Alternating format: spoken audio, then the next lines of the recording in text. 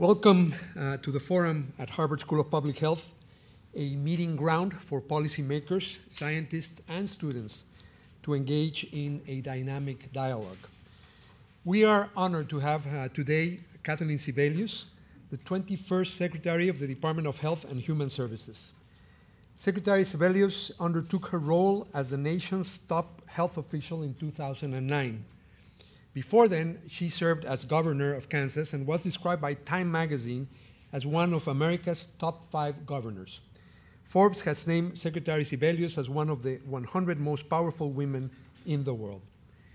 Secretary Sebelius joins us today during a historic time in healthcare in the United States.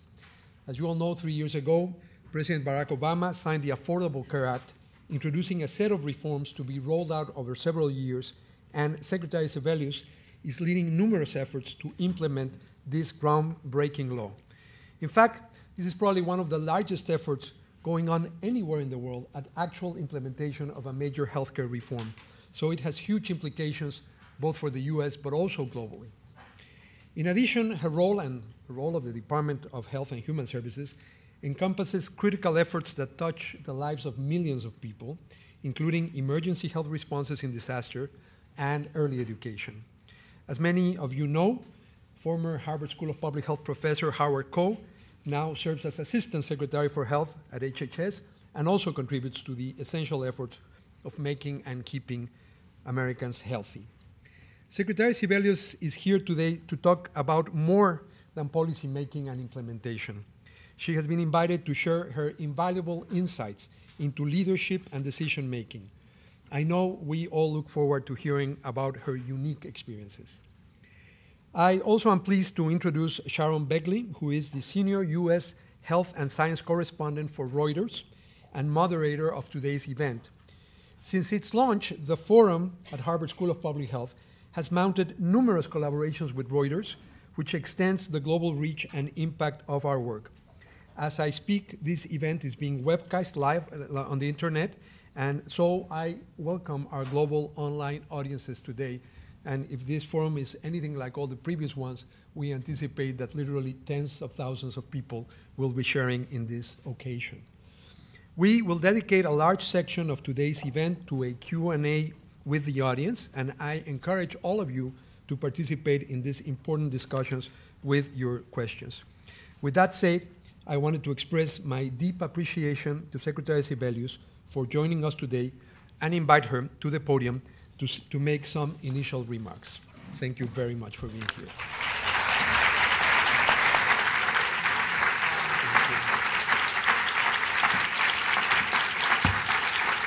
Well, hello, everybody.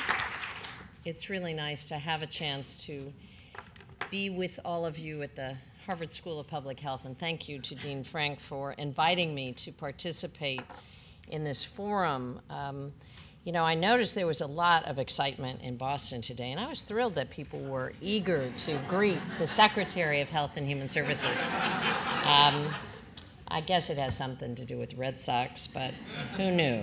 Who knew?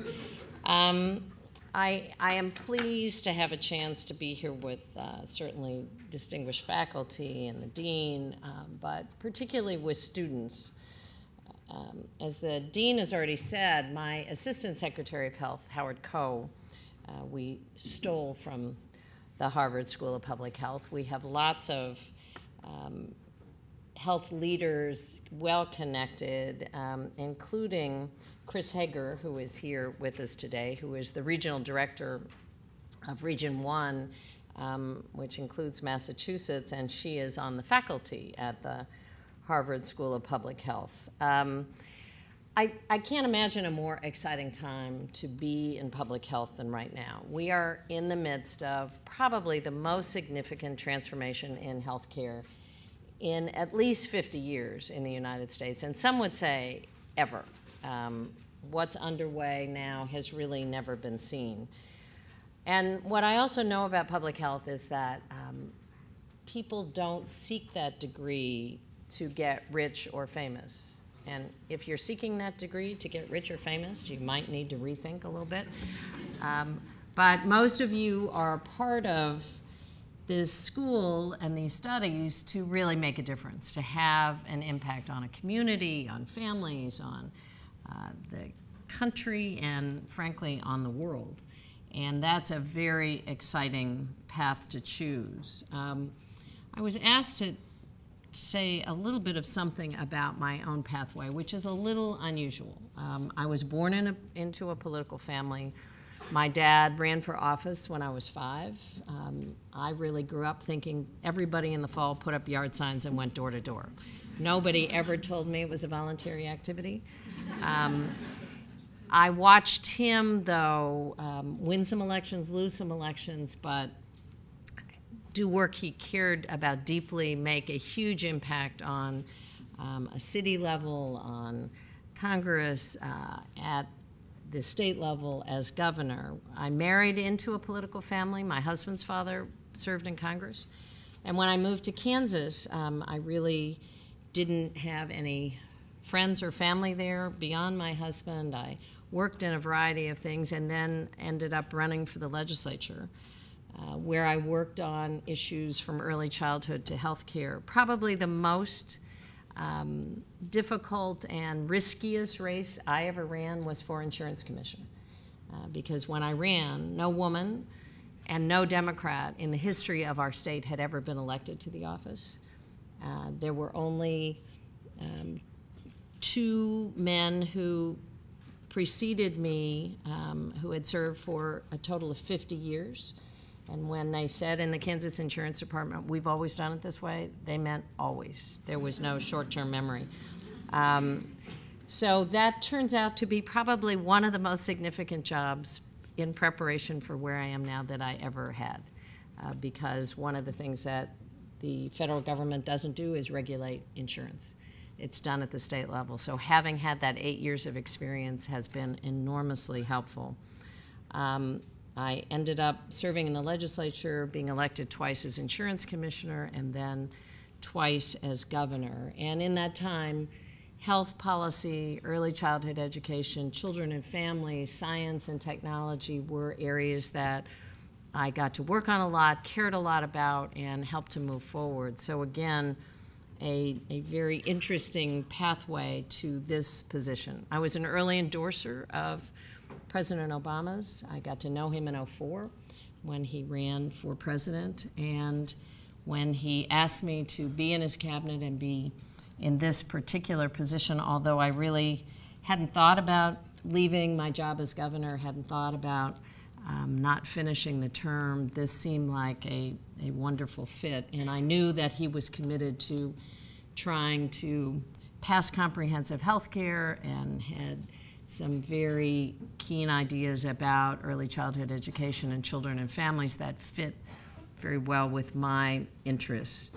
Let me just say one other thing about HHS, because there's a lot of attention and focus certainly on the Affordable Care Act, and I hope some of your questions will get to that. But we have a very broad department and an incredibly diverse portfolio that includes certainly the work that we're doing in CMS with the Affordable Care Act. But CMS also, the Centers for Medicare and Medicaid Services, probably run the 2 biggest insurance programs in the world, Medicare and Medicaid, which include about 100 million Americans right now.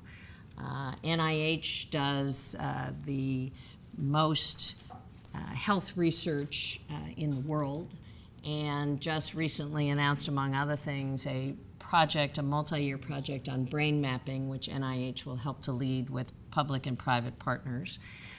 The Food and Drug Administration has about 25 cents of every consumer dollar purchases a product that is regulated by the FDA, and brand new authorities in both tobacco and food safety that are part of this administration.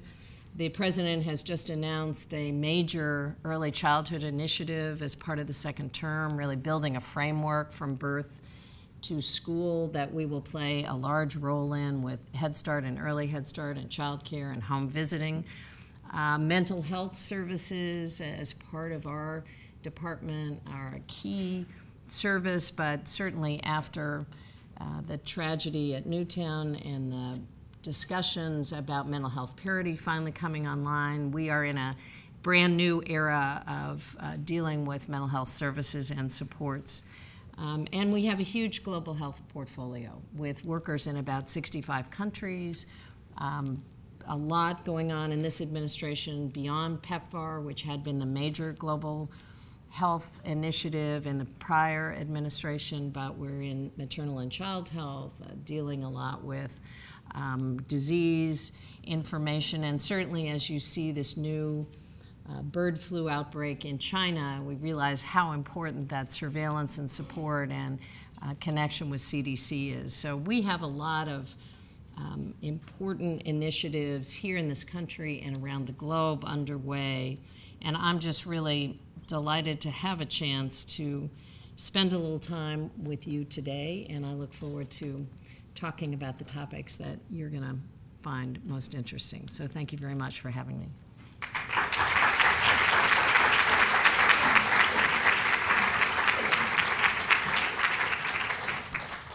Well, you have a very interesting job. Again, my name is Sharon Begley. I'm a science and health reporter at Reuters. Just a teeny bit of housekeeping. I will engage the Secretary for a little bit in some questions about both healthcare, health, and leadership, since this forum is doing double duty. And toward the end of the program, we will, of course, take audience questions.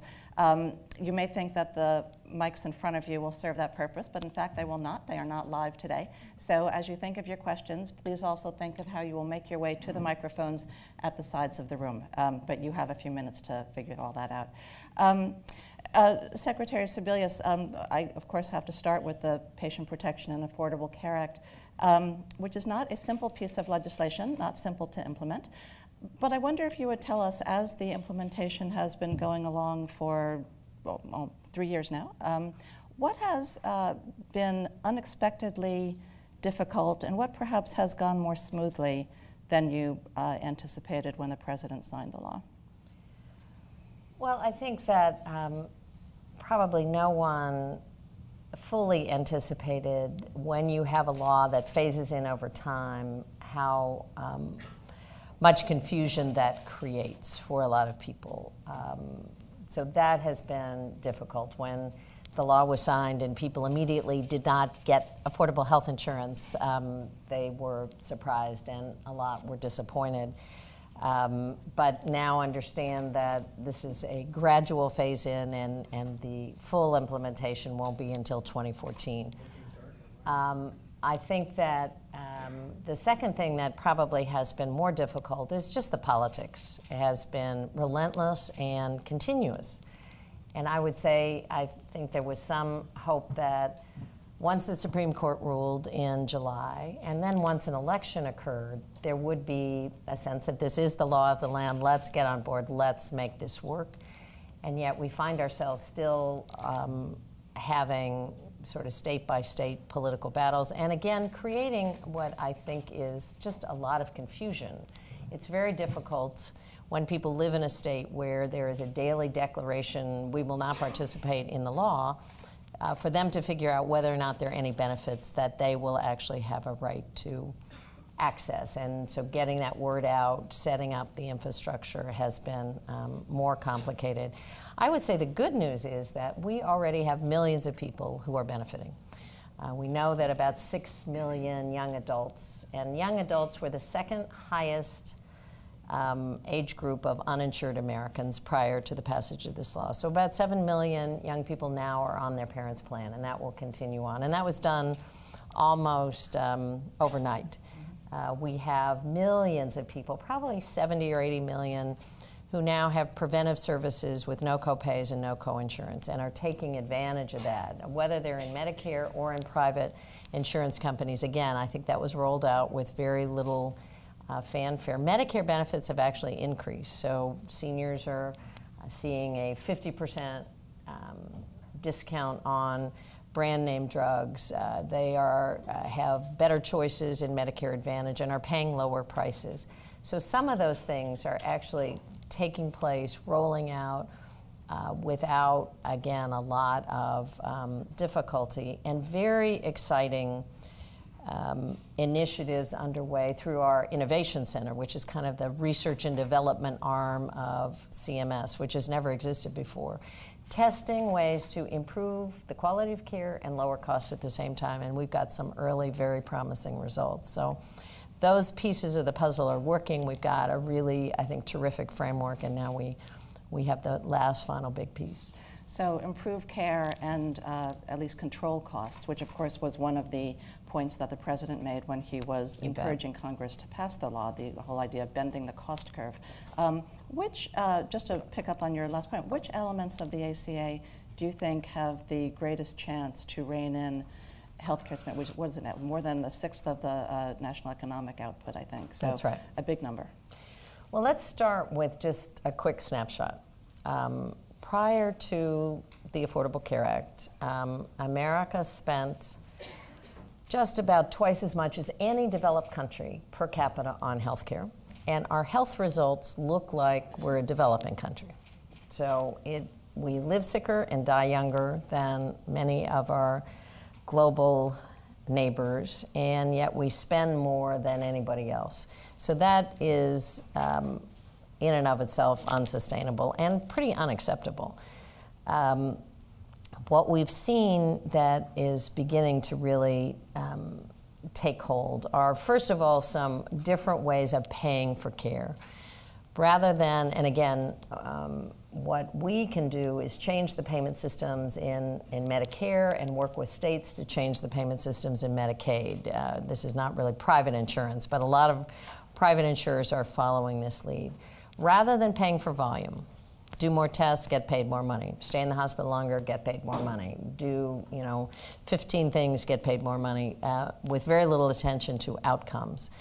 There is really a shift going on, testing various strategies of bundling care, having doctors work more closely together, particularly with patients who have multiple symptoms, comorbidities, working on preventable readmissions, so when a patient leaves a hospital, they don't come cycling right back in because they've never seen a health provider, working on strategies like early elective deliveries, which still in the United States occur on a very regular basis and can cause not only serious complications in terms of medical needs for that baby for the rest of his or her life, but also lots of days in the NICU. Strategies like that seem to be, again, having a real impact. We have the lowest spending in Medicare, the lowest cost increases in the last 3 years ever in the history of the program, ever in 50 years, in spite of the fact that we've got 11,000 baby boomers a day turning 65.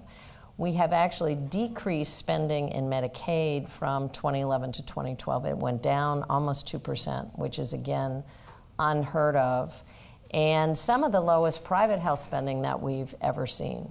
So there is, while there isn't a direct cause and effect yet, there are some, both the Congressional Budget Office and our independent actuaries said they are really beginning to see some cost restraint based on some of the measures from the Affordable Care Act. Picking up on your point about coordinating care, HHS, of course, does not operate in a vacuum. And one of the ideas for coordinating care is through variously called accountable care organizations, medical homes, et cetera. I'm wondering if you have any concerns about whether, as the Justice Department looks into consolidation in healthcare, hospitals buying up medical practices, et cetera. Arguably a great way to coordinate care, but of course Justice has expressed concerns about antitrust, monopoly markets, et cetera. How big a concern how big a obstacle perhaps do you think that might be to the kind of coordination of care that would address costs? Well, I think there's a tight balance between a coordinated care strategy and a monopoly.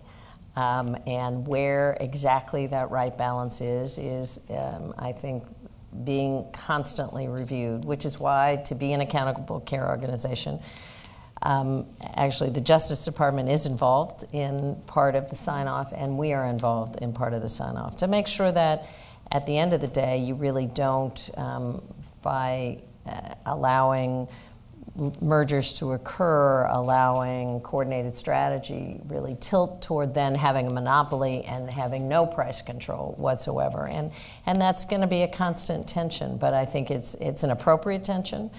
You know, we have some integrated health organizations that have proven to be very effective healthcare strategies. I mean, the Mayo Clinic and Kaiser Permanente and others who have lots of pieces of the puzzle all together.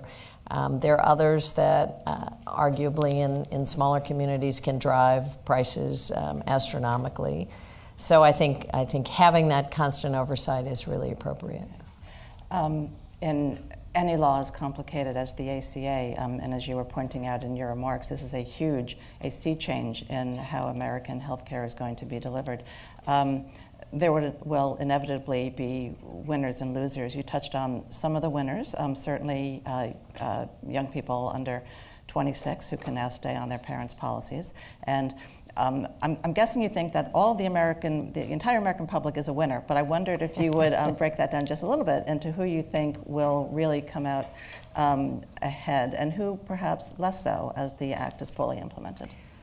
Well, I think going back to one of my points earlier about the snapshot of America, the third piece of that snapshot, which I failed to give at the outset, is that we not only spend more than anyone else and have mediocre health results, but have the largest number of uninsured in the world when you compare with other countries who are developed. So we have those three situations going on. Certainly people who have no insurance today or who have very meager insurance, which is more like mortgage protection, it isn't health insurance, will be substantially better off at the end of the day when this is fully implemented, because in the past they have not had the benefit of any affordable care if they didn't have coverage through an employer. But I would say, Sharon, that we make a mistake, I think, as a country, not adding the costs of the status quo to everybody. So we have less productive workers because many people who don't have access to primary care and preventive care end up acutely ill, end up with days off, end up in the hospital, or end up having to quit a job. We have kids who don't do as well in school as they would if they had had a checkup and could see the blackboard or could hear the teacher, or did not have some kind of chronic condition which made them less able to function. We know that on average, everybody with health insurance is paying about $1,000 more for their policies to pay for the uncompensated care of people coming in and out of emergency rooms. We know that there are lots of people in the medical profession whose skills and duties are not appropriately applied. They're delivering primary care in an emergency room and less able to then deal with acute care. The people have too long in the hospital because we have too many hospital-acquired infections and they're not going out the door. So while I think that there may be some shifts a bit in the market, insurance is about pooling risk, not about segmenting the market. If you wanted to pay for your own health care, you'd pay it out of pocket. If you're going to be part of an insurance pool, that is about pooling risk. So women right now can be legally charged 50 to 75% more than men for the same policy. Gender rating in 2014 will be illegal. Being a woman, by the way, will no longer be a pre-existing condition. It's about time. So that will shift, that market a bit. Younger folks will be pooled not directly. They won't pay exactly the same rates as older Americans, but there'll be less of a huge swing in some of the marketplace. So there will be some, I think, some rate adjustment, but overall, it will provide for the first time some peace of mind where you cannot be kicked out of the market with a pre-existing condition. You don't have to be job locked because you're terrified of leaving this employer and maybe never having coverage again. You can retire early or become an entrepreneur or follow your dream because it isn't reliant on insurance. If your child is born with a pre-existing health condition, you don't have to be terrified every day that not only will you lose insurance for that child, but if he or she turns 18, they'll never get coverage again in their lives. So I think we haven't fully anticipated what a fully insured health market will look like and how many benefits that has beyond just the health needs of the individual getting that care. As you know, the forum today is doing double duty, also exploring leadership questions. I'm wondering what leadership role you see for HHS in controlling or constraining the premium costs for the policies that will be offered in the exchanges, and in particular, does that role include restraining the costs of premiums, or will a policy offered on the exchange get HHS's blessing as long as it offers the essential health benefits and meets other criteria? I mean, how strongly do you think HHS should crack the whip there? Well, again, I think it's a balance, and I saw this as insurance commissioner. Every state in the country has an insurance department. Every state in the country is responsible for the regulation of companies selling policies in that state. And that will not change under this law. So making sure that companies pay their claims on time, making sure that they have, frankly, enough money in the bank to pay the claims, and then reviewing the rates as they go into the market, looking carefully at what's being charged, what the profit level is, why a rate increase might be needed, what the underlying actuarial value is.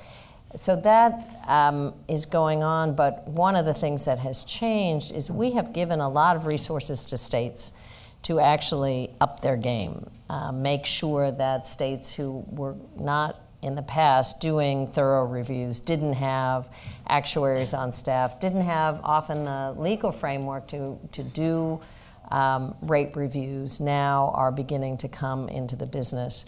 What I saw, though, in that job is that competition does a lot. Transparency does a lot. No company wants to be the highest priced company in the market and let people look side by side. They do a lot to try and make sure that that does not happen.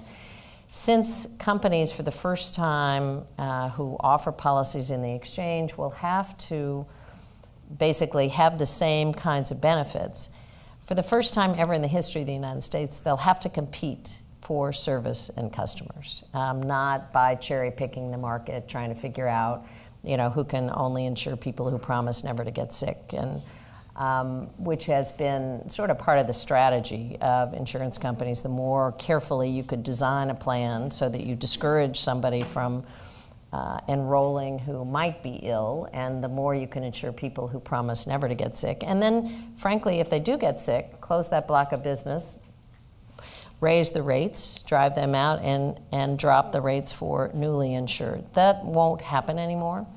So some of just the market rules will mean that competition is there.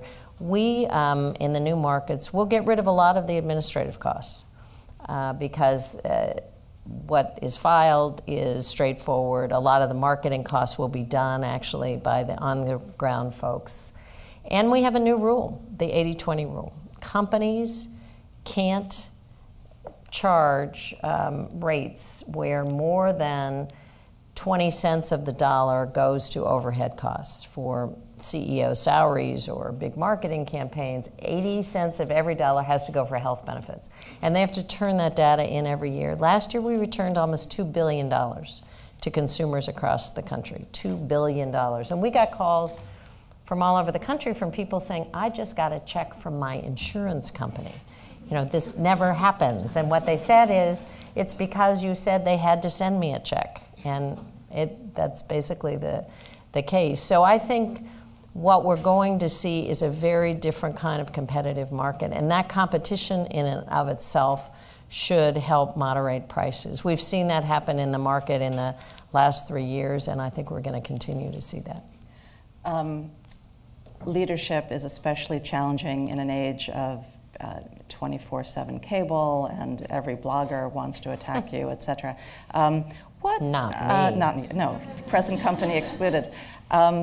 What words of advice might you have for somebody who really feels driven to public service, but is frankly deterred by just the mudslinging and how ugly it has become? Well, I wish I could assure anyone looking at public service that it would be easier, but it's not. And I think that the 24/7 sort of privacy invasions, the constant haranguing, often in areas that just don't even have factual basis. I think that's what drives me the craziest, is somebody saying something becomes real, and then other people comment on that, and it becomes more real, and you really want to say that it isn't true. It never happened. It doesn't exist, but that doesn't seem to stop the dialogue. Having said that, I can't imagine a better way to spend a workday than doing work, first of all, that you love and that you feel is really making a difference to other people. And somebody's going to make these decisions. Somebody's going to make them at the mayor's level and at the city council level and in Congress and in the Senate and at the presidential level. There are going to be people who make decisions every day that affect your lives. And yes, it's difficult. People always say, oh, I could never get into politics because of all the politics. And every time I talk to a friend of mine in the corporate world or in the academic world, every organization has politics, and sometimes ferocious politics. Not academia. That's what I'm told. That's what I'm told. And at least in the case of the public arena, it's out in the open. The battles, at least you know a bit who's coming at you. You have some opportunity to respond.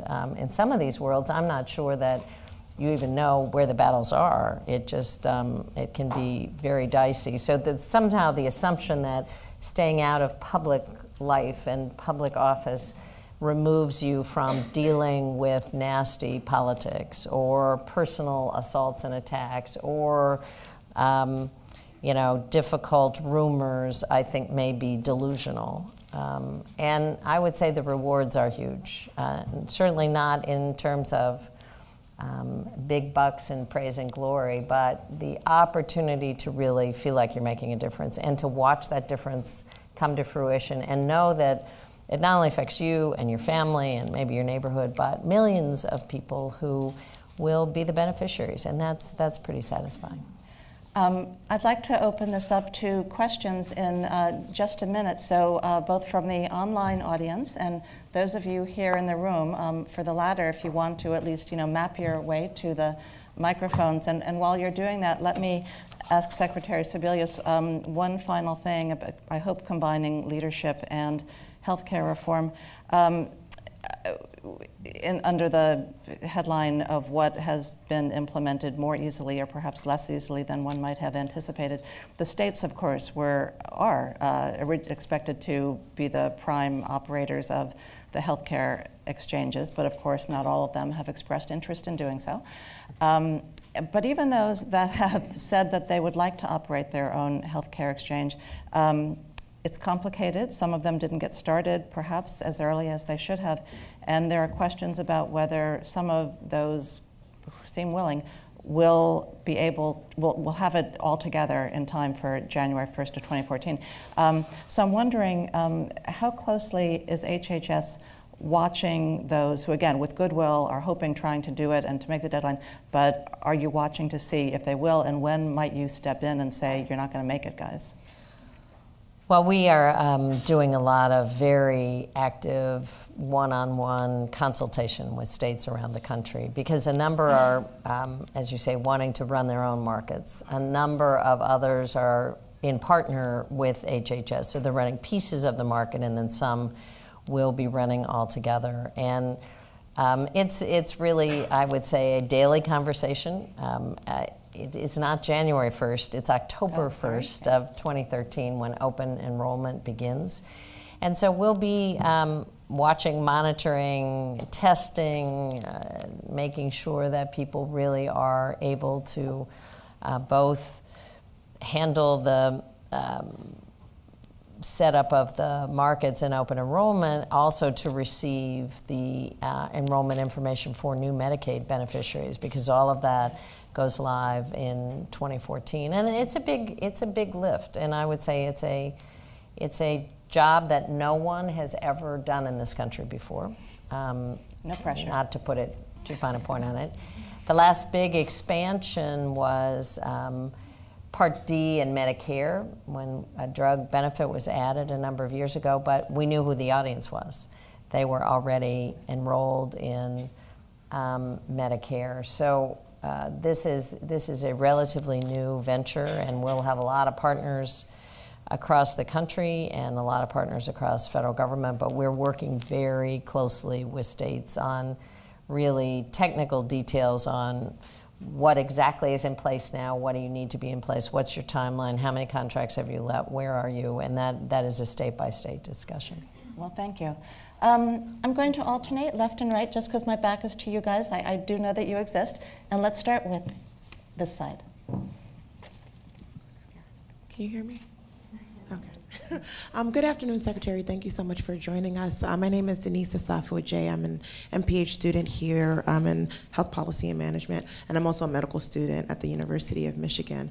I was just curious if you could comment on effective ways that you have seen physicians get involved at the local level in your role as governor, and also if you could comment on pathways for physicians to become involved in the future and working at your agency and kind of having a larger impact in regards to healthcare. Sure. Good luck to your team tonight, by the way. I think that one of the really exciting things that is part of what I call this transformation underway is returning a lot of power to physicians. And if we really are able to make a shift from acute care to preventive care, which is part of all of this effort. That's, again, one of the most effective ways to change the cost trajectory is really get people in healthier shape in the first place, help keep them in healthier shape, and not deal so much with acute care. That really is about primary care, and it's about preventive care, and it's about the role of primary care providers. So physicians, I think, can play an enormous role in dealing with all of these new care strategies, much more up close and personal. And I've watched the kind of community efforts where, whether it's in a health center, with the health center work in conjunction with a local hospital, a lot of that creative work is going on here in Boston. To really sort of triage out of an emergency room and get people relocated into health homes, which actually then have a care strategy, or work around children's health from the beginning. I think physicians have an extraordinary new opportunity to be direct care providers in a way that hasn't really happened for a while. I think some of the team care delivery is very exciting, and everybody seems to now be moving toward strategies where everyone is empowered to make decisions. So again, I think physicians, both as care providers but also as policy leaders, you cannot underestimate how powerful your voice is, and how, whether it's with your own patients, but also testifying in the legislative arena, participating in forums in a community level, I can do some of that, and people say, oh yeah, but you're with HHS, you know, you're the spin doctor, you're gonna, but a local doctor who actually says, this is what goes on in my practice, this is why this is important, this is what's happening, has just an extraordinary impact. I mean, a very, very powerful voice in the public arena. And certainly, you know, I'm blessed to work in a department full of talented, capable doctors, many of whom are balancing some ongoing clinical role with public policy, or they're coming in and out. They spend a couple of years kind of in the field and then they come back in. I mean, the head of the FDA is the former New York Health Commissioner, as is the head of CDC. The head of our emergency preparedness still works in a clinic in DC a day a week because she said, I don't want to get too far away from the action. So we have people who are, you know, moving in and out between clinical practice and policy in an extraordinary way, and then sharing their talents with people all over the country and the world. On this side. Karen Edmonds, I'm a professor here and the Associate Dean for Research. Thank you so much Hi. for being with us today. Sure. Looking over the last 4 years, one of the really impressive things to me is how effective your team has been in bringing various parts of government together to collaborate on the issues that affect the public's health. And I think tobacco control has been a really outstanding example of that. The first National Strategic Plan for Tobacco Control, CMS coverage of tobacco treatment services, all of the work going on at FDA and the development of a whole field of regulatory science. I wonder if you could speak to how you've been able to accomplish that and what you see for tobacco control in the next term. Well, I think it starts with the president, who has really been a believer that we are better as cabinet members if we leverage the assets of our fellow cabinet members. And he has really provided structures and a lot of opportunity to work together on issues and initiatives. So in the tobacco area, we deal with everybody from our trade representative, because some of this is sort of international issues. We certainly, our global health office has had a huge impact on a lot of the worldwide tobacco initiatives underway, from smoke-free workplaces, which we're promoting around the world, to getting research from countries like Australia, who are way ahead of us on package labeling. We have persuaded a lot of our cabinet fellows to provide assets and initiatives. And again, it's not unique to HHS. You know, I'm working with the Justice Department in areas around youth violence and a lot of the mental health issues. We work with the Department of Agriculture on a lot of our food issues. So having various departments at the table to provide the lens is critical. What's going on in tobacco outside the courts right now is enormously exciting. We were basically stalled on, I mean, America had done a pretty good job lowering the rate of tobacco use to about 20%. Both kids and adults, but we still had 4,000 kids having their first cigarette every day. We had about 1,000 of them becoming lifetime smokers, and the rate was just stalled. So having not only legislation signed finally to regulate tobacco use, and that is through the FDA and sort of a self-funded notion, but then engaging with city partners and state partners and looking at the long-term impact. And what the president has sort of previewed, which will be, again, part of the budget conversation, is a major new cigarette tax federally, which he will propose as part of the funding stream for early childhood education. What we know is young smokers are incredibly price sensitive. Raising the cigarette tax substantially will have a huge benefit because it will discourage the youngest smokers from ever starting in the first place. But we've got, you know, the Department of Housing and Urban Development now, who is creating options for HUD residents to choose smoke-free housing sites. That wasn't even thought of or available a couple of years ago. A lot of the outdoor space, thanks to the Department of the Interior, is now smoke-free parks and recreation. We have smoke-free campuses, thanks to Howard Koh and his efforts. where not just the buildings themselves, but the entire campus is being declared smoke-free. And so universities are stepping up. So there is a lot of activity and creativity going on, knowing that that's one of the huge underlying issues behind a lifetime of health costs. And if we really are serious about lowering costs, that's one of the best ways to do it. You know, help people stop smoking. We've added a benefit to Medicare. We now have a benefit on Medicaid. So you're absolutely right. A lot has happened in 4 years, and I think we can keep going. Question here.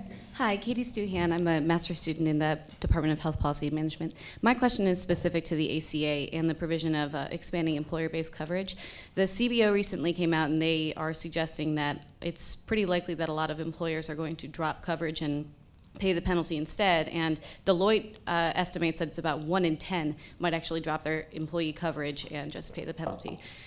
Did HHS foresee this as an outcome, and do you think it's a serious threat to the goal of achieving universal coverage?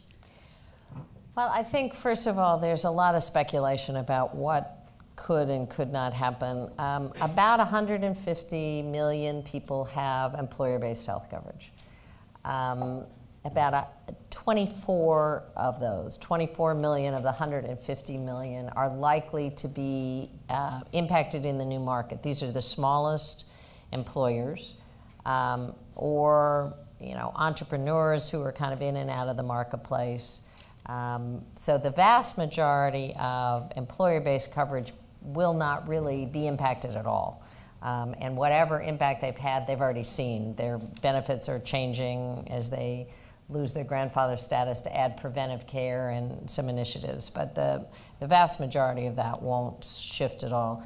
What we know about the small business owners, so those 24 million, is that in the 10 years before the Affordable Care Act was passed, about 10% of small business owners stopped offering coverage, and this market has been on a death spiral. More and more small business owners, well before any new health bill is passed, stopped offering coverage because rates kept skyrocketing.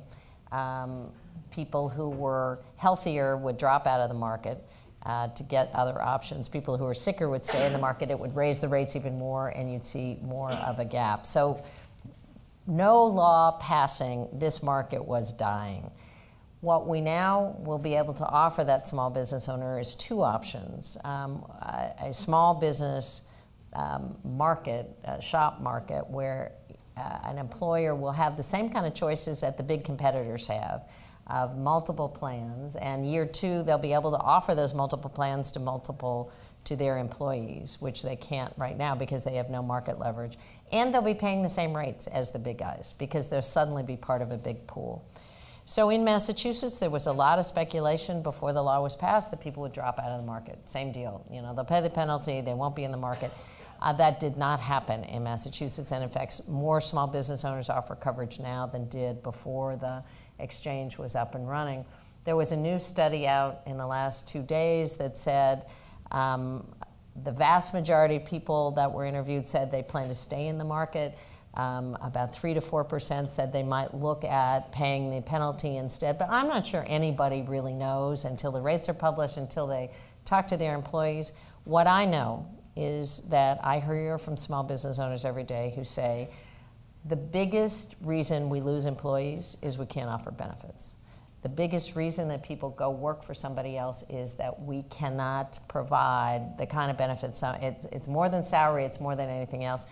So having affordable coverage, having a competitive market is going to be a big deal for small business owners who are paying right now about 18 to 20% more than their large competitors for exactly the same coverage. Before we get to this side, Lisa, can we take a question from our online audience? Yes, and I just want to say, can you all hear me? That we have a lot of questions online, and so I know people have questions too, so I'll just take this one. This is from Kate Lanaman from the Religious Coalition for Reproductive Choice. As a person of faith, I am very concerned that the proposed rule for implementing no-cost contraceptive coverage under the Affordable Care Act will allow the religious beliefs of an employer to take precedence over a woman's religious beliefs regarding access to no-cost preventative health care, including contraception, is guaranteed under the Affordable Care Act. Allowing an employer's religious beliefs to govern the ability of women to obtain effective contraception will most adversely impact the working poor and younger women, who are the very people who most need the benefits of the Affordable Care Act. How does HHS juggle competing religious, political, and scientific tensions when making policy decisions? Thank you. Well, the law required us at HHS to determine a set of benefits, preventive benefits that were specifically missing for women from health policies. So we actually asked the Institute of Medicine to give a set of recommendations, and they came back with 10 different categories which were traditionally missing from a lot of health plans. One of them, which has gotten the most attention, was contraception, and this was to put into place a set of preventive benefits for women's health that would be offered with no copay and no co-insurance, to take down a financial barrier for accessing care. And the law was proposed to add all of those benefits to the new health plans. And we provided a 1-year grace period for religious employers who had an objection to contraception based on religious beliefs, with the notion that at the end of the day, we would provide a strategy for upholding the religious beliefs of an employer, but yet offering the benefits to the employees, just the kind of balance that the question suggests. We have just completed the open comment period for the so-called accommodation, and by August 1st of this year, every employer will be covered by the law with one exception. Churches and church dioceses as employers are exempted from this benefit, but Catholic hospitals, Catholic universities, other religious entities will be providing coverage to their employees starting August 1st. And what we have done in the accommodation is basically find a series of strategies where the employer or the board or the employer group doesn't have to directly offer, pay for, or refer an employee to this coverage. And yet a third-party entity, whether it's a third-party administrator in many of the self-insured plans or an insurance company itself, will offer benefits to employees. So the employees will have access to no-cost range of preventive services, including contraception, and the employer will not have to refer, pay for, or make available contraception. And we think that balance upholds the religious belief of some, but does not impose religious views on an employee who may or may not share those religious beliefs. Having said that, we're being sued. Just let me make it very clear.